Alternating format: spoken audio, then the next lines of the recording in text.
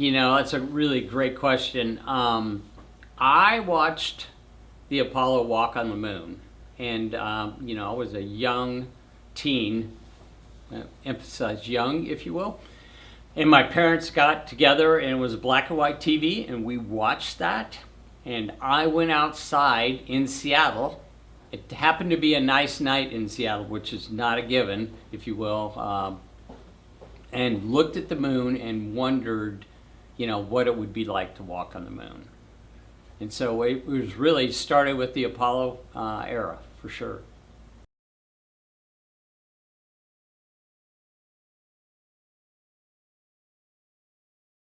So there's a couple parts of doing that. One, it's being part of that team.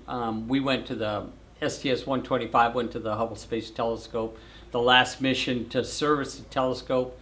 At this point, NASA had put about $10 billion into this telescope. So if we went up there and ruined the telescope, we would have all had new call signs. So there's two things about it that were why I wanted to be on that mission. One is it was the highest risk we've ever launched a mission at. And the reason is it's 100 miles higher than the space station. So it's about 350 miles up. Space station's about 250. And we were fixing a telescope that was about 20% of its capability due to failures. And we were trying to renovate it and get it to look at the universe.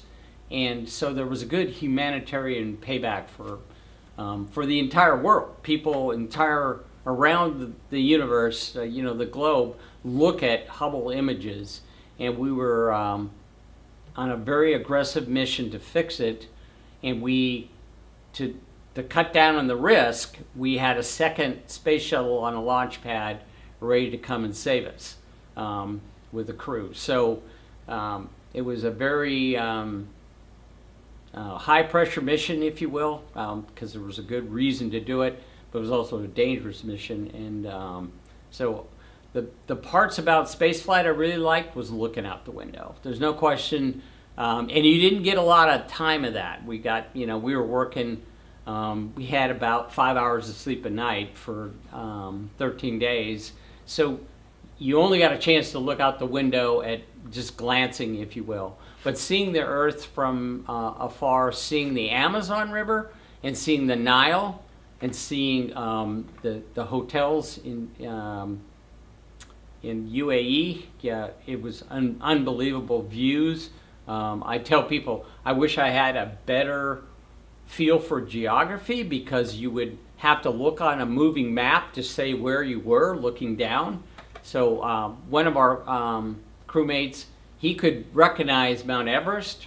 I wouldn't be able to pick Mount Everest out, in the mountains. But unbelievable seeing the Earth, and then unbelievable seeing outer space, if you will.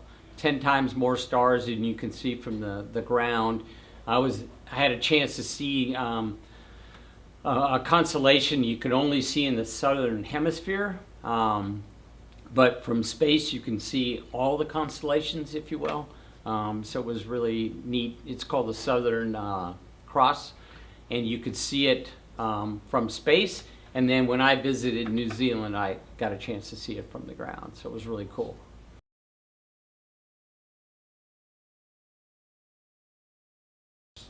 Yeah, so I think there's an aspect of exploration that I really believe in. I think we need to continue to do that. I mean, it's the same thing with Spain and Columbus and looking out. It's looking hundreds of years in advance what's out there. So I think there's that natural desire to explore. And then there are other planets called exoplanets. There's at least a half a dozen that have what's called an Earth habitability index of around 0.9, meaning best we can tell from 20 light years away, they are places you possibly could live. So I think there's a reason to go out and explore those, but I also believe there's a reason to have colonies in space that orbit the Earth, for example. So I think all those are really good reasons to go. And to go, even as close as Alpha Centauri, which is around 4.5 light years away, you're going to have to be able to go fast, really fast.